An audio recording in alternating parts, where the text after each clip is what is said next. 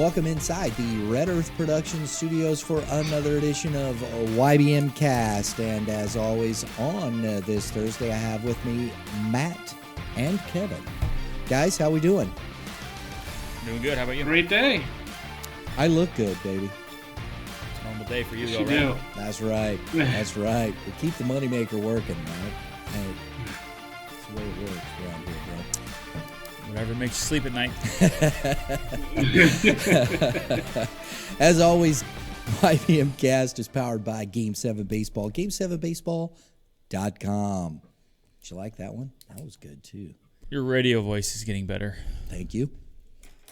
I always, you want to keep it. TV Keep face, on it. radio voice. A good combo. It's a good combo. I appreciate Mike Morgan because, listen, play-by-play stuff is difficult. Yeah. It's not easy. And I knew it wasn't going to be. That's why I asked Mike to do it for us. They say baseball's the hardest to do, and I can certainly appreciate that. Just because the amount of dead time there is in between plays and pitches, and I would think a lot of hockey time would be to pretty fill. hard, though. No, it's fast. But it's you're quick. always able to describe something. Yeah. That's why Vin Scully is the best ever. He's good. I mean, All by himself. Vin Scully. I mean, he knows if guys got a blueberry muffin the morning before they played. Exactly. Oh, man. Hey, if you're looking for a great tournament, check out Game7Baseball.com. They will get you up to speed. Got a few things left.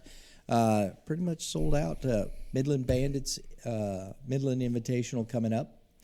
Yes. We're going to be out there. YBMcast will be at, we've got a string coming up starting on Mother's Day. We'll be out that weekend. We'll be out for the Midland Invitational. And then the following that, the Armed Forces Day Classic. Always enjoy that one. So looking forward to that. They put on a really good Cinco de Mayo tournament. Yeah. That was this past coming weekend. It's coming this weekend. Not this weekend, next weekend. Yes. Cinco de Mayo is they're doing it the 29th through the 1st. Yes, that's correct. Yeah. So The sombreros and Dave they tries to speak encourage Spanish. everybody to bring margaritas to the games. They don't? Oh. No, sorry. I think people do, Sorry, but Dave. I don't think they encourage it. Sorry, Dave. Maybe next year they will. You never know, right? Never know. But hey, we had, and also this weekend we're finishing up our GAC with the baseball showcase. We'll be out at Linwood. Hopefully the rain doesn't blow that up. We'll see what happens. But we're going to be out there. We got a couple doubleheaders, Forza Mold East versus Christian. We got the nightcap there. I'm looking forward to seeing Holt. We haven't seen Holt yet. And Liberty versus Holt, I think that'll be interesting. And then on Saturday, Troy versus Oak Grove and St. Charles West, who we'll talk about a little bit later, taking on Sullivan. So check us out. You can go online, subscribe. We'll be live out there at Lindenwood for the GAC Baseball Classic. All right, guys, let's get into this. Kevin, we're going to start with you, bro. We got some rankings to talk about, right? Yeah, updated rankings on Monday, and wow, what a wild we've really had a wild 2 weeks, but especially last week. We've had a lot of turnover, and some of the top teams kind of faltered. Some played some really strong competition, which I always respect and appreciate, and don't, you respect when a team challenges themselves, so you don't, I try to keep teams from sliding from, number one to out of the poll, or you don't want things to be, moving extreme movement. But last week was a wild one. We got a new number one. Nixa, I think, has earned it. They are now 22-1 and absolutely rolling. I got my eye on them. They have in 2 weeks. They play Liberty and Liberty North, who are both in our top 5, and Liberty they were our preseason number one, and were number one last week. So that's going to be fun. We got that's not this week, but next week they play both of those teams. So we're going to find out a lot about Nixa in a couple weeks there. But they are number one, and I think have earned it. Number two had a big week last week, moving to 4-0 and won the Midwest Classic out of Kansas City, Blue Springs South, having a good year at 18-5. Jackson comes in at number three. They continue to win ball games. They're 15-3. They played a big time game last night, which we'll talk about a little later on. And then staying at number four, they had an interesting week. Liberty North topped Liberty in a game early in the week last week, but they went 2-2 on the week. But they had played all really high end competition. They're 17-7. Liberty, the defending state champions, had a rough week. They went 1-3, but they played all great competition. They played Edwardsville, who's number one in the state of Illinois and still undefeated. They played Liberty North and fell to them in a great game. So they're down to number 5, but a team that's absolutely still in the hunt. Number 6, Rockbridge, is on a roll. They're 22-4. They went on the road last weekend and beat Francis Howell. Rockbridge has piled up some really nice wins, and I got a strong look at them a couple weeks ago, and they have a really good team. Zumwalt West, which we were obviously at their ball game yesterday and got another nice win for them. They're staying in at number 7. They're 21-7 now. Kickapoo back into the top 10, in at 17-4. And then a new one for us, Eureka, is in there at 17-3. They're running up a gaudy record. So they're having they're piling up wins. And then Seckman is back in. They were in for a little bit early in the season, and they are also rolling up a gaudy record. They're now 16-2. So getting kind of tough to deny those teams, and some of the teams towards the bottom had tougher weeks and fell out. And noticeably absent from that list, we got on deck here Francis Howell, Willard, Timberland, CBC, Parkway West, Staley. I do want to mention CBC has kind of fallen on some tough times here recently. They were at one point 3-0 out in a national tournament out in Las Vegas, beat Mater Dei, one of the top teams in the country. Since advancing to the championship game out there, they went 1-9. They won 1 of their last 10 up until yesterday. They did get a win yesterday, which doesn't factor into our polls. But CBC has lost their top 2 pitchers, both 2 Division I signees for the season. I have that confirmed. So that changes the complexion. I mean, you look at any team in our top 10 or just anywhere across. You lose your number 1 and 2, both signed at Division I schools for the season. That's going to change the look of that team, and certainly not why we dropped them out of the rankings. But they went 1-9, and they're going to have to reestablish themselves, re-identify who they are, and find a different way to win ball games. Still a talented group, but falling on some tough times there. Yeah, CBC I think was the perennial favorite. Yeah, to agreed win state prior to this happening, because they had enough depth on the mound to match up with anybody at any time, and because the big thing that Liberty had last year was they could bring an arm in the 4th inning, throw him for 2, 3. Okay, great. Now bring him back the next day or 2 days from now, use him again. And CBC could say, okay, great, you're going to bring him in the 3rd. Well, I got a guy I can bring in the 3rd.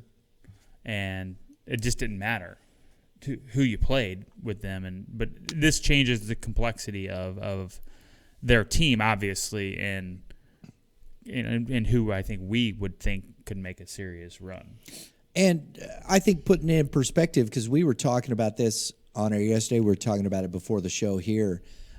Just, for perspective, people around here, Fort Zumwalt West, if they lost Whistler and Deverman. Well, They're correct. gonna But I think the go- difference with Zumwalt West is if they lose one of those two, right? they're in big It's trouble. But it's a if similar C- situation, right? Correct. And CBC still has great players on that team. But when you lose two arms, Yeah, that's tough. and they still have good arms, good players, they still have, there's still a lot there. But I think the difference between CBC and Zumwalt West was CBC losing two is huge. If they would have lost just one, then I think they still can match up. Right. Where I think West can't afford to lose either No, one. I agree. But, I mean, that's the drastic nature of what you're talking But about. that just shows you how deep CBC has been up until this point. And I think Matt's point is dead on. I think CBC is still a team to be reckoned with. They got a super talented lineup. They were in a ridiculously tough portion of their schedule, a ton of games in a short amount of times, and then they lost those pitchers and just didn't have the arms to cover the innings. That's going to be a dangerous team in districts, but I do think they shift from being maybe the favorite to win the state championship now to just being a contender in the districts that they're playing in. So they're still good enough to make a run because of that extreme talent depth that Matt was talking about. But certainly you'd have to knock them down a couple rungs on who's favored to win the state championship at this point. Very good. Small schools. This is some Small really, schools. It's some interesting stuff going on there, isn't there? There is.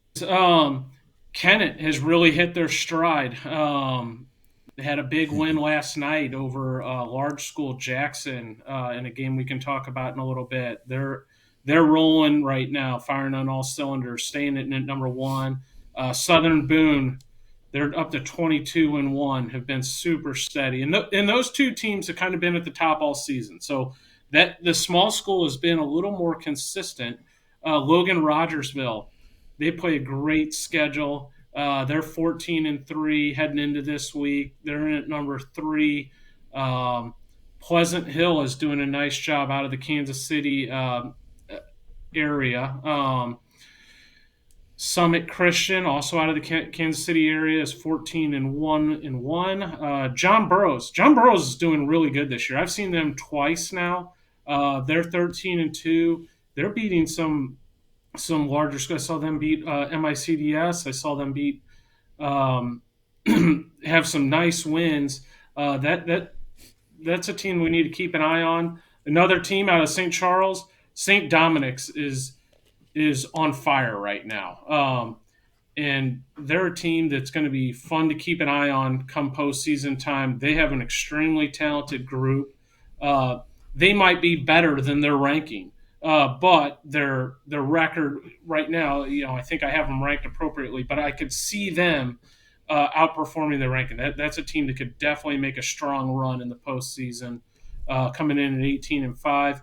St. Pius X, 3A state champion last year, now playing at 4A, comes in at number 8. Extremely talented group. Valley Catholic comes in at number 9, and then Hollister, who was in the 4A state final championship semis last year, comes in at number 10. Most people don't know a lot about the small schools, but if I'm not mistaken, Kennett has Reese Robinette, right? Mm-hmm. That's great. Kevin? Yes, our number 1 player in the 22 class. Okay. Yeah. Going to Arkansas, he is a man amongst boys. He is. He's that good. He's a really good player, and that alone in a small school is huge for that. Now, you put Kennett in a bigger school with that kid, he's going to hit anybody. But when you're playing smaller schools, I think that type of player has a bigger impact. I'm not saying they don't have other players on that team that aren't good, because they do, but you're talking about, they got another kid going to Arkansas State and Tanner Duncan. I'm assuming he's still going to Arkansas State. Yes, he's having a great year. They have another one going to Arkansas Little Rock, Matt Gardner. That's a loaded team. Brandon Tice going to Three Rivers. So they got depth. But Matt's right. Reese Robinette would hit 3rd or 4th for any team in the state. CBC, Liberty, Nixa, whoever. Like, he's that good. He's a really good player. But to come up, that's cool. And like you said, even just one guy. But I think that's the difference in this Kennett team is you have Reese Robinette, but then you have some really good players on that team. Somebody needs to hit behind them. Jackson. Somebody needs to hit behind them. Yeah. Otherwise, walk the kid. Or somebody needs to get hit in front of them. Right. They can get on, but I'd take that kid any day. Obviously Arkansas feels the same way because that's where he's going. And Arkansas is a Division I powerhouse for those that don't know. Yeah, they're 4th right now in the nation. They're always top 10. So I was watching. They had them on the SEC Network. I was watching a little bit this past weekend, and they were playing Texas A&M. And A&M's got a decent team. They're not that, but it was the craziest thing, man. I just got to say this because you got to love this stuff. Arkansas player up to bat, the pitcher, he throws comes 110 miles an hour off that bat.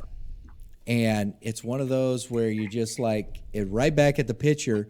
And I think he probably closed his eyes and it found his glove somehow. And it didn't kill him, Well, the thing about Arkansas, too, is they're huge at recruiting throughout the Midwest. Oh, yeah. So, obviously in Arkansas, they'll get to northern Texas, to Oklahoma. Then they get into Missouri, but Kansas, Ohio. But the thing about them is in Oklahoma, it's a lot of kids from that area. And they're taking the best of the best from that area, and they're still top 10 every year, which it's fun to watch for us because it's a lot of kids that we watched or coached or so it's fun to see them kind of stay within the Midwest and do very well. One of the top arms in the state last year. Let's check around the scoreboard here because I want to get to some of these teams that Kevin brought to bear. First of all, Nixa. They won again yesterday, beat Branson 7-3. They're 23-1 now. I didn't know they were getting ready to play Liberty and Liberty North. That's going to be very interesting. Like you said, right there is going to show you, are they able to compete for a state title? Well, I think I'm not as familiar with Nixa, so I mean either. But Kevin probably is, so Kevin can give us the inside scoop. Yeah, no, obviously Nix is a really good team, and one of the challenges of doing these rankings or us talking about is, you have a great team out of Kansas City, or you have a great team out of St. Louis, you have a great team out of Springfield. It's relatively easy. I shouldn't say easy. You can make some educated opinions on who the best St. Louis team is, who the best Kansas City team is, right, who the best Springfield team. It is extremely challenging to decide who's better between the team in Kansas City and St. Louis or Springfield or Kennett, unless they play each other. And that's why that Columbia tournament a couple weeks ago was so great to go to, is because it's kind of a melting pot. You get them all together, and so you really appreciate a team like Francis Howell, Blue Springs, the Liberties, Staley's, Columbia, Rockridge. Now they're in the middle of the states in Hickman, so they can kind of bounce around. But when teams take the opportunity to challenge themselves and say, "What the heck? It's a regular season game. It does matter, but we're going to challenge ourselves and play against the best teams in the state." And so I really appreciate that out of Nixa, is they're going to go out of their way. They're going to play Liberty and Liberty North, and that's going to be a fun challenge and a fun thing for us to keep an eye on. And in my opinion, whether they go 0-2 or 2-0, they'll be better for it. And come postseason time, that game they'll be able to draw on those experiences. And I think ultimately it'll help their chances once they get into district play and the state tournament. One thing I think is interesting about what you said there within the Midwest tournament, that you saw Francis Howell win that one. Zumwalt West went to that tournament. Francis Howell won the Columbia tournament. Right, the Blue Columbia. Springs, Zumwalt West won the Midwest tournament. Okay. The Columbia tournament that France had won, Zumwalt West was there as well. They went 1-3. We didn't see him throw any of their top arms, right? So we talk about pitching depth. How does that show a little bit in depth as far as when we're talking about getting into those late season tournaments, when you're talking about districts, right? It does, and they threw like Alex Bryan came up and made his first varsity appearance for Francis Howell and threw a complete game. That tells you the depth of the Francis Howell program. That he hadn't even pitched a varsity, and they're playing 5 games, and they didn't throw their top 2 arms. The other X factor for Howell is, and I know Coach Perkins is sitting on this one and not being coy, he's just building him up. They still have Brett Norfleet that hasn't thrown an inning yet for him. Sooner or later, Brett Norfleet's going to be on the mound. I don't know whether that's going to be before the season ends or not. Coach Perkins is going to handle him the right way, whether that means he's able to use him to win, or it means he's not going to be able to use him and it might cost him a game. He's not going to put that kid in jeopardy, I can promise you. But if he's ready at some point, wow, what a great addition. It's like acquiring a star at the trade deadline. Now he's having a great year offensively, but even if it's only for an inning or 2, guys, I mean, putting him in the back end of your bullpen to close things out would be a big addition. Yeah. And I think that's interesting when we're going to see Nixa go up there. These aren't league games, but where's your pitching depth? How are you dealing with that? Conference games and things of that nature. So when you were making that point, that's what kind of struck me right there. When you see these teams in these situations, are they winning? Is it around 500? Where's the depth at that position that's going to take those teams into the depth of the playoffs? So the other thing, in my opinion, to win the Missouri Large School State Championship, you have to have a stud on the mound. You can't, in my opinion, you look at who wins that thing. Last year it was Carson Milbrandt, who just, the year before it was just, when it wasn't actually the year before the last time we had the state championship. It was Alex Logish for DeSmet. So, if you have a really good team and guys that throw strikes, that's going to get you a big win total throughout the regular season. But if you don't have a guy that can dominate a game, I think it's going to be hard to win state. It's no different than what we see in Major League Baseball in the postseason. Teams, you can have a great season if you have 5 number 3 starting pitchers, you are going to have a playoff baseball team because you're going to be super consistent as long as you have the other pieces offensively and defensively. But you're not going to win the World Series with 5 number 3s, right? You're better off to have 2 number 1s to kind of go, you need those big arms. And he's absolutely right. You could look at the year that Randy Johnson and Kurt Schilling were on the same staff, right? Right. But for what we're looking at here, when I personally look at teams for a playoff run, you look at who can dominate a game, because you need somebody like, let's just take, since we were on a Zumwalt West game, Whistler. He can give you a playoff win, and he can eat 7 innings. That's huge when you're playing 3 games in a week. That's because now you're saving everybody else. Now the question then aligns, how do you use a kid like that if you only have one of them? And this is where Liberty was spot on last year in how they used Milbrandt, because they used Milbrandt as many times as possible. It's the new school of coaching when you have a stud.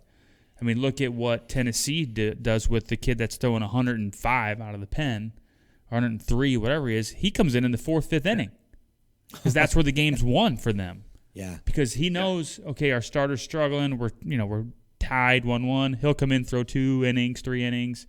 They get about 3-4 runs. He gets out, and they get other dudes to finish the game. Wow. But that's school of thought for If you've got a guy, well, you wait till the last 2 innings to use him. Well, you might be down 6. You're not going to score any runs at that point, so you got to keep your team in the game. And if you got that guy, as you said, he throws 7, then he's done. Well, yeah, but I don't – it depends. You have to look at what you have. So, like, Deverman can throw a game. Yeah. And then he can give you 7, and then too. you can have somebody else start and have Whistler come in, and then you can do the same thing the second game. I thought what Liberty did last year is what it was an MICDS that had Moten, right? Kevin? Westminster. I thought Westminster should have used Moten the way Liberty used Milbrandt. Because they had the team. And that's why when you get into the playoffs, Milbrandt and Liberty – that's going to be tough to beat because he can come in at any point. It's kind of like the old school when the Cardinals had Carlos Martinez out of the bullpen and Lance Lynn out of the bullpen, but they would bring Carlos in like the 3rd inning. Right. It'd be like throw your 2 innings, and then Lance Lynn, throw your 2 innings, and they just rolling dudes out for 9, throwing 97, 98. But that's the big thing. This is all the season's fun, right? Because you got teams that have the depth, they can continue to win games. Their record looks fantastic, but when it comes down to the nitty gritty, who you matched up against? Because you could say, let's say, I don't even know what the district is. I don't even know who West is in West's district. Let's take their Holt. Let's say Holt or somebody's an 8 and West is a 1. Right. West is probably gonna they have to throw somebody against Holt. But do they throw Deverman and then have Whistler ready? And then the game 2, do they throw somebody else and have Whistler ready if it gets dicey and then say take my chances in the 3rd game? Right. But if he's cruising, he score runs, then you just saved your number 1 arm for the 3rd game for the district championship. So there's a lot that goes into it, but the point is what Kevin is saying is spot on. You need a dude. You have to have a dude. District 4 is where West is with Francis Howell. We could see another one of those beauties. Yeah, but they could get a matchup game 1 against, if they're the 1 seed, which they'll either get a Zumwalt North or a Troy. And they could, you could throw down any trouble, bring one of your guys in just to make sure you're not losing, and then score some runs, and you're done. And to be fair, when you look at this, I think you have Howell and West at the top of that district, and then you have South and Holt. Timberland doesn't look like a team right now that's going to contend for that district. Yeah, but Timberland. I would slide Timberland in there. They have a dude. I would slide Timberland in.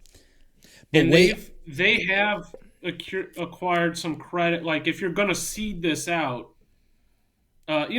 we still have 3 weeks, so guys are still working on all this. But I think Timberland will still be a team because they have what we're talking about. If they could time this up and get healthy at the right time and rolling healthy from a team standpoint, we just talked to their coach, and it kind of makes sense why they hit that stumbling block. He said they had a huge bout of the flu last week and had a bunch of guys out, and they just hit the skids. Now, last night, they ran into a buzzsaw in Kenton Deverman. That could happen to anyone. But they have pitching. They have a quality lineup. They're not going to be the 1 seed, but they're going to be a dangerous 3 or 4 seed, I would bet. They have 2 arms. Yeah, I think today's a big day for them. Yes, it is. I agree. Because they've got, I think Whistler's throwing for West, and then they're throwing Yarberry. Yeah. So, but they have the best arm in the country. I want to see maybe the country. I want to see Hatchman back and throwing and healthy before, in my opinion, put him in there. Because without that, you still just are. Then you're left. No offense, it's just Yarberry carrying that. Can he do that by himself? I don't know if they have the depth. We haven't seen that so far. Yarberry's not going to carry them through the districts.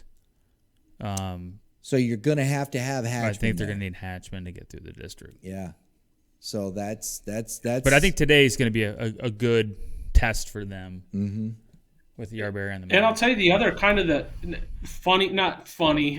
ironic thing. You look at, let's just take District 4, and who knows how it'll play out, but let's assume that Fort Zumwalt West and Francis Howell, that'll be your 1 and 2 seed, almost for sure. Like we'll see on the Right. order, and then you got like a Zumwalt South, Timberland, uh, and Holt as your like 3, 4, 5 in some sort of order to be determined. Right. And then you have Zumwalt North, who probably will be the last seed, and then you have Liberty, Liberty Wentzville, and there's going to be a bottom seed.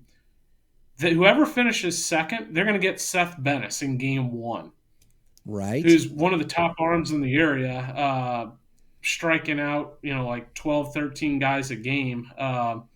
So that puts that coach in a tough spot. It's like, wow, do I unleash my number 1 because we're running into Seth Bennis, or should I just hope that we're just better than Liberty because our season says it is? Our record's 25-5, and Liberty's is what it is. So that's where the coaches earn their money right there. The only thing I will say to that, and we've looked at this with Liberty at a couple different times. Seth Bennis, he's been really good when he's in, but he hasn't gone deep into games. Right. But the other thing I think to think about too with that is Holt has been that team, that thorn in the side of teams, so to speak, that's been winning games that you're not expecting to win games. But also Zumwalt South is now in that district. And when we had the Zumwalt South game, it kind of fell apart for them against East, but they've actually gone on a run, and then Carter Cox threw a no-hitter last night. So that's also another dangerous team you don't want to play. They have a good arm. They have an arm, right? Right. So that's another perfect example. Holt won a big game yesterday. I know we were at there, but Francis Howell Central was 4-2 in the conference. Playing Holt. Holt won that game. It was at Holt, and Holt beat Francis Howell Central last night. So that was a big win. Central's been playing well as well. So Holt's dangerous. Yes. Holt has 2 left-handers. Holt has 2 left-handers. Earlier in the season, I saw them play Zumwalt West, and Zumwalt West was losing to Holt 1-0. They had a sophomore left-hander named Dalton Hosack that had them shut out through 5, and then Zumwalt West came back and mounted a rally and won late. But yeah, Holt's going to be a handful in the postseason. Now let me throw this one log on the fire here. Okay, District 3. District 3. We're talking about Francis Howell Central. Is DeSmet, Howell Central, Howell North, Hazelwood Central, Hazelwood West, Pattonville, Rittner, and Slough. I think Central has a chance. You're talking about DeSmet, who's been right around 500, playing decent ball. Slough's been. I think Howell Central has a really good chance of coming out of that district. They're going to be one of the teams that has a chance. Slough High has some of the best starting rotation in the area. They're a little light offensively, so it'll be interesting. They have Andrew Dumont, sophomore, just committed to Tennessee, who's been on fire this spring.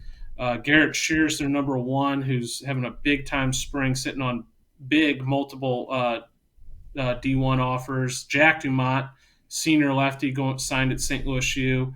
And then they have, Parker Guthrie, great two-way talent. Who's their pitching depth? They have 4 games worth of pitching, and they only need to win 3. So that one will be interesting. Francis Howell Central will be right there, though, and I think you can't count out DeSmet either because they're going to be challenged. You play in the MCC, right. You're challenged clearly, just like Howell Central is playing in the GAC. So that will be interesting.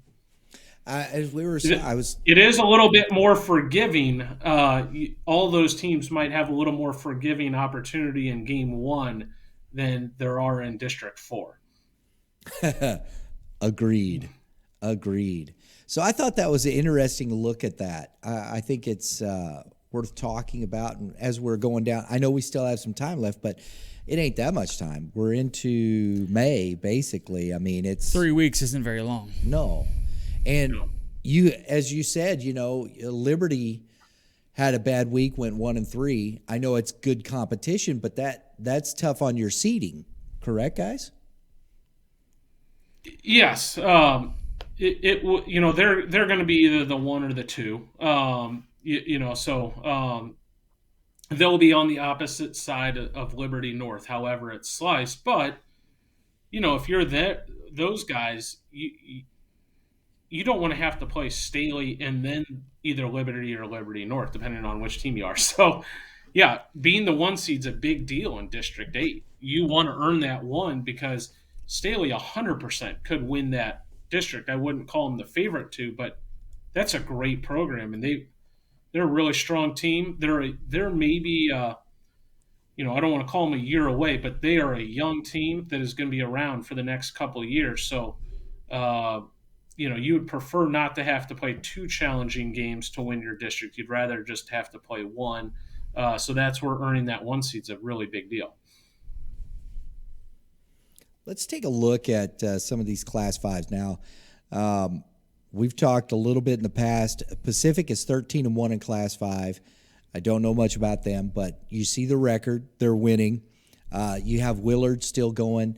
Camdenton has been playing well. I think both Willard and Camdenton, both have 5 losses apiece from what I've seen. Then you also have, of course, St. Dominic, 5. And then there's, Westminster, who we've talked about in the past. They've been on kind of the skids a little bit recently. But Camdenton just won another, again, 17-5. You had Parkway West. I keep going back, but they're not Class 5 anymore. It pops in my head. But then you look at Willard, of course, they're still winning. Again, like I said, only five losses there. They're 21-5. What do you make of that Class 5 there, guys? It's going to be interesting to follow. Willard, I like the Willard team. I got to see them in the Columbia tournament. They hang in there with the 6As. You can't tell them apart from a 6A school. Obviously, they're the defending 5A state champion as well. Great coach, well run program. They'd have to be considered one of the favorites. But then, we talked about the John Burroughs team doing good things this spring and winning some nice games. MICDS has some pitching. They've been sputtering, but have the ability. St. Dominic's is a team that's on my list to get out and see in the next 2 weeks. They have big time players. Grant Richards is one of the top players in the area, regardless of class. And anytime you got a guy like that playing shortstop and can also do it on the mound for you, they're going to be a team to be reckoned with. And then, Camdenton's having a great year out near the Ozarks, so it will be fun. Pacific, they're a tough team to get a read on. They, like yesterday, they threw a perfect game and won 16-0. They do try to challenge themselves. They play Parkway West today. They lost a tight one to Vianney a week or two ago. They lost a 1-run game to Vianney. So that's good. They're trying to prepare themselves for clearly the postseason by doing games like that. Jeff Reed's a great coach. Pacific usually has good team. They have a really nice freshman left-hander, the kid that threw the perfect game yesterday. And that's not why I'm calling him a nice pitcher, but they got a low 80s lefty that's got a chance to be on the radar here in a couple of years. Yeah, I would agree. I think Dominic and the other one I think is Zumwalt East can probably make a run at 5A. Dominic is hitting on all cylinders kind of down the stretch here, which is good. Willard's going to be – they're going to be tough. I agree, man, because they didn't lose that many kids last year either, did they, Kevin? They lost a couple, but they had freshmen, as you recall, that played in the state championship game. So they're not going anywhere. They're going to be just fine, and they have some really good, talented young guys. Clayton Kaiser is one of their star players. Let's finish up here. I'm going to roll into some GAC, and we'll finish with the GAC game of the week and what we saw. We've talked a little bit about that anyway. But here's some rankings. We're going to start with the South standings. Zumwalt West is sitting at the top of the GAC at 6-1, and then there's the log jam: Francis Howell, Howell Central, Holt, and Timberland. The three, Howell Central, and Holt, are all 4-3 in the division. Timberland's 3-4. Troy Buchanan is 0-7 down there. As far as the GAC goes, I don't see anybody taking that away from Zumwalt West. Agreed? I would call that a stranglehold. Yeah. Go to the GAC North. These are all the Class 4 schools for the most part. Warrenton, who of course, we don't talk about these guys as much as we do some of the bigger schools, but Warrenton's having a nice year. They're 12-8. They're 6-1 in the conference. But here's the thing that's been crazy is you look at St. Charles West, they're 7-5. They've only played 12 games this year. Now, rainouts, being able to reschedule and whatnot, that's kind of tough, isn't it, guys? Yeah, but St. Charles West they have an arm, but they're 4-1 in this, and they still Warrenton beat them the first time. How many games are they going to make up, and what do they have left to go? Because if they're going to try to cram a bunch of games in on them, it's going to be tough. That's tough to do. But Warrenton and St. Charles are both Warrenton 6-1. St. Charles is 4-1. The loss St. Charles has is to Warrenton, and they're playing this coming week.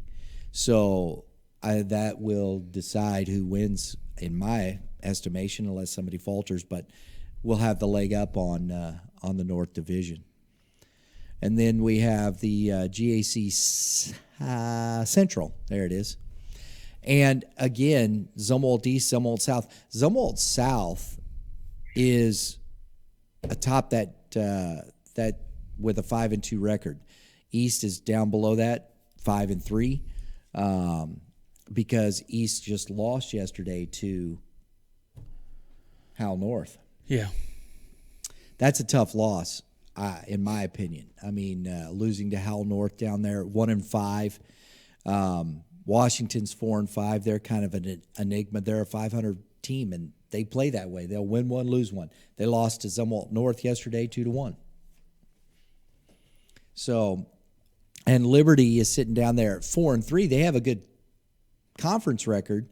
They're 7-14 overall, but they've not seemed to live up to what we thought they might be. And I don't mean that. I shouldn't. I'm not saying that they did it, but we kind of thought they might have been a little bit better than that. Yeah. It's just the inconsistency, right? I mean, that's what I agree. That's what we've seen. I mean, I think Kevin could probably attest to the same thing. It's just the inconsistency. And on the other side of that, if we're talking about it, Carter Cox for Fort Zumwalt South, as you alluded to. They're on a good run right now, though. Since the game we had with them, I think what we looked at, they've won 5 in a row. Yep, they have. So, which is good. Maybe that was a learning curve for them, and they've made the adjustments, and they're hitting their strides, which is why, don't count that team out. They got bumped up, but they're in a tough district, but they can. They got an arm, and they definitely have an arm, and they have. They start 4 sophomores in that lineup, and typically when you see a young team like that, by the end of the season they'll have improved and learned a lot. And they took it on their chin a week ago when we were out there, and it's probably a learning lesson for them. And clearly Carter Cox, he wasn't devastated. He recovered and threw a no-hitter yesterday. So that's what you get when you get young talented kids. They're gonna stumble occasionally, but then a week later they go out and do something great, just like Carter Cox. And we talked about that during the event, that Carter Cox was going to be fine. The talent's there. It was a rough game. There was some major adversity in that game, as I recall. He regrouped and his talent showed through yesterday. Well, we'll look at this here. You've got 8, 9, 10, 11, 12. Out of their last 12 games, they're 10-2. With losses to Washington and Zumwalt East, okay? In that, though, they've beaten Vianney. They've beaten Howell Central. They've beaten Parkway Central. They've beaten Zumwalt West. I mean, those are all good teams this year. So it's not like they've had some really good wins. They have had those 2 losses in that mixed into that. But 10-2, I still think South is probably the favorite there. Yeah, I would agree. It's just they're starting to hit a stride, and I think as we talked about, when you go to districts there, you may not want to face South early in that district tournament. That could be tough. So that's kind of the GAC standings right there, guys. GAC game of the week yesterday. Some takeaways from that. Matt? Well, I mean, I'll state the obvious. I mean, the player of the game was Deverman. He threw 7 innings. Didn't give up a run. I don't know how many hits he gave up. Wasn't many, and he had, I think, 6 Ks. So I'd say that was the tale of the game, considering that Timberland didn't really make a ton of adjustments with what Deverman was doing. He had a good snapdragon going. He was throwing different versions of it. Outer half had some sweeping on the outer half to get some late bite, and then the inner half back foot out curveball. So he threw a heck of a game, and give the kid credit. Kevin? Yeah, Zumwalt West just doing what they do. They, you have Deverman, which we've talked about at length, just super steady. They're not going to do anything to beat themselves. They certainly didn't yesterday. They played near flawless defense. I can only remember one double play that could have been turned that they didn't turn. If I'm looking for like one thing to nitpick them on, but they played outstanding defense. They were just steady. Didn't make an error all game. Just super steady, offensively strong. Did just enough, and then you get their star up there, Whistler, and he bangs 3 doubles yesterday, and that's kind of what they do. But it's not just Daniel. They get guys on base in a variety of different ways. They'll work counts, draw walks. They got a bunt hit yesterday on a one where they were sacrificing. They put pressure on you at all times. It's a tough team to beat. Tough team to beat. Timberland, we've talked about their struggles. It'll be interesting to see how they bounce. We know they got a tough one again today. Yarberry's going to go on the mound. We talked about that, and probably facing Whistler. I think they need this win today at home. I don't know if they need it. They could use it. They don't really need a win until districts. But for the psyche of their team, I think it needs to be at least a competitive baseball game. And I would expect it to be, because they've got a doubleheader coming up this weekend against Bowling Green and Rolla. And the word is Hatchman's supposed to throw this weekend. And then they got a little stretch run with Washington, North Point, Lafayette, and then they end with a double dip against Howell. But I think Timberland needs to they need, whether this is the day or Saturday is the day, there needs to be a snap out of it moment offensively, and then see where it takes it. Because if you score runs, it makes everything else look a lot better. Mm-hmm.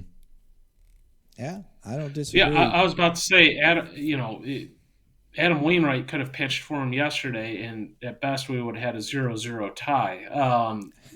So they do have to string some stuff. And Kenton Deverman's extremely tough.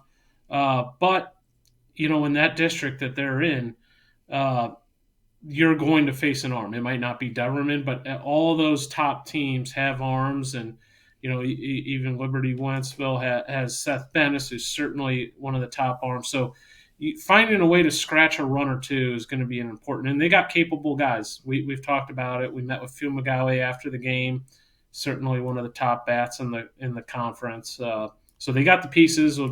They need to find themselves, and whether that's today or like Matt said, maybe they kind of hit a little spot in the schedule starting Saturday where they can gain some confidence and feel good about themselves, and then wrap things up versus Francis Howell before they head into districts. I mean, a key stat for Timberland is they are averaging the same amount of runs a game as Zumwalt West. They're both averaging 6.4 runs per game. The difference is they're allowing 4.5 runs per game, and West is allowing 2.8. Yeah. But it's also timely hitting, which we had this conversation yesterday. West had it yesterday. Timberland did not. But for Timberland, they have to just – it needs to be competitive, and whether it's today or this weekend, if not today, this weekend, they need to win 2 and then just get the confidence back to head down the stretch.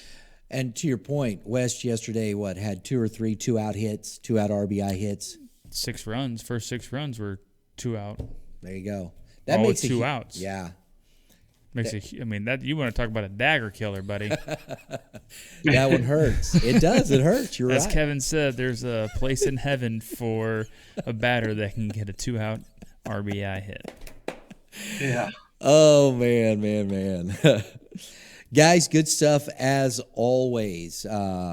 We got a lot coming up. I think the conversation, I love that. We keep talking some baseball. Hopefully we're going to get to see some really good stuff down the stretch, and I think we will. I think there's going to be – I'm very interested in that Knicks of Liberty stuff. I think that's going to be fun. We'll be able to talk about that next week, yes? In 2 weeks, we'll be able to talk about it. They play, in the middle Toward to the end end of the next week. week. Okay. Yeah. Okay, great. Well, either way, we still get to talk about it. Well, next week we're just going to talk about Cinco de Mayo. Right? That's right. Bring your sombrero, bro. I'll borrow Kevin's extra one. You got an extra. Kevin's got more than one. I'll bring you my yellow one. Okay, thank you. All right.